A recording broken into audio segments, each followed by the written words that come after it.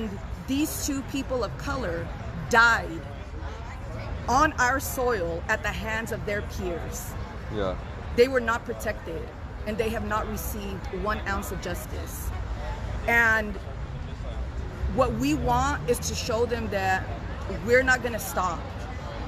If they don't meet these demands, then we're going to organize against them, mobilize veterans and our communities to get them out of office.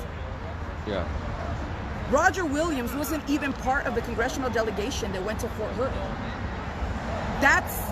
He represents that base. Why was he not there?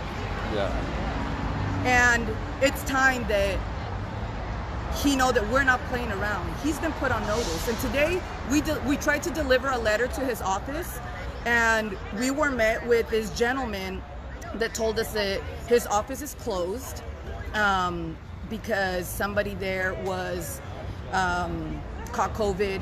So we understand that, but what struck us was that this gentleman told us, well, he never comes here.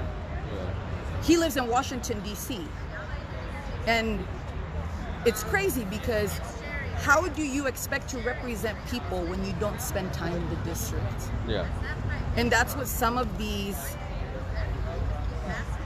both Democrats and Republicans, are doing, is that they get elected and they live their life in DC and they neglect the people they're supposed to represent. So, could you say, is this like would you say this is a Fort Hood issue, or is this a systemic issue?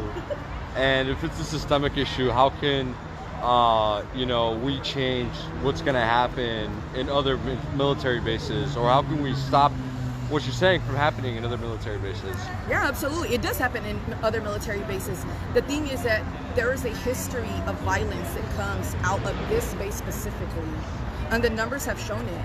And since 2013, when Roger Williams was elected to office, those years since he's been representing Fort Hood have been the highest number of sexual assaults from that base specifically. Yeah, okay. And it is a systemic issue. But looking at what has happened this year alone, more than 13 soldiers that have died or disappeared of non-combat related deaths, it's appalling. Yeah. Why are our soldiers dying here, or why are our military service members dying here at the hands of their peers?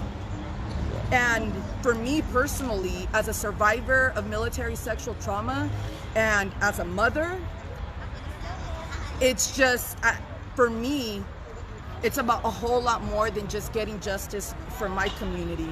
Yeah. But to make sure that they don't come and take any more of our kids if they can't protect them. Today alone, here at UT Austin, I went to the Target that's right by there. And in that same building, they have a recruitment center, recruitment offices.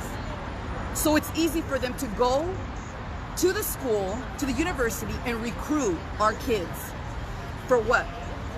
So that they can end up just like Elder and Vanessa? And my question is, how you're calling to shut down Fort Hood, right? Yes. How do we shut down Fort Hood?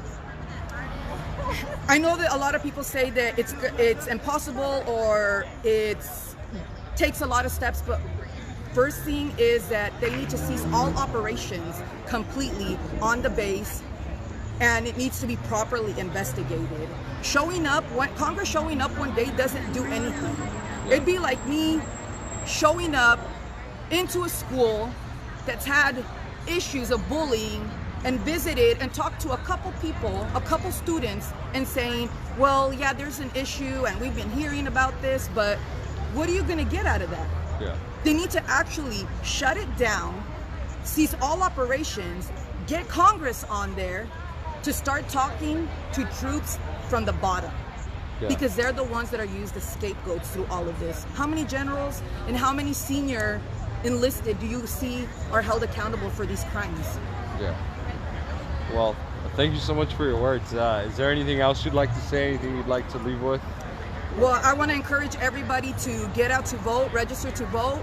And not just those that are eligible to vote, but I think a lot of times these candidates right now, with it being election season, forget to reach out to our immigrant and undocumented community that have family members that can vote, and for them to show that it's important to support those that are actually fighting for us, working class people, and to follow Vets for the People on social media.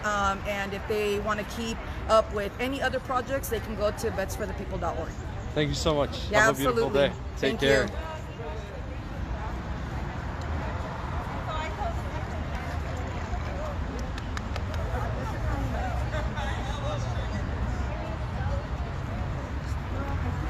So guys, that is the scoop out tonight.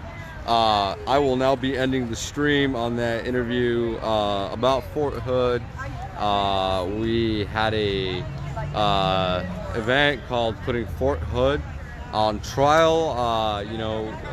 She mentioned that about 13 people had died in Fort Hood with non-combat related incidents. I know that Vanessa Guillen in particular was killed in a very horrific manner, as well as other soldiers who were found in terrible shape by Fort Hood. So this kind of comes out stems from those concerns, the amount of people that have died, specifically the amount of people that were murdered, and some lack of accountability from Fort Hood. So that's what this event is about. It's an attempt to shut down Fort Hood, but thank you so much for being here today. Have a beautiful day, and if you guys ever need anything, let me know. I'm always here for you all. I love you guys. Thank you.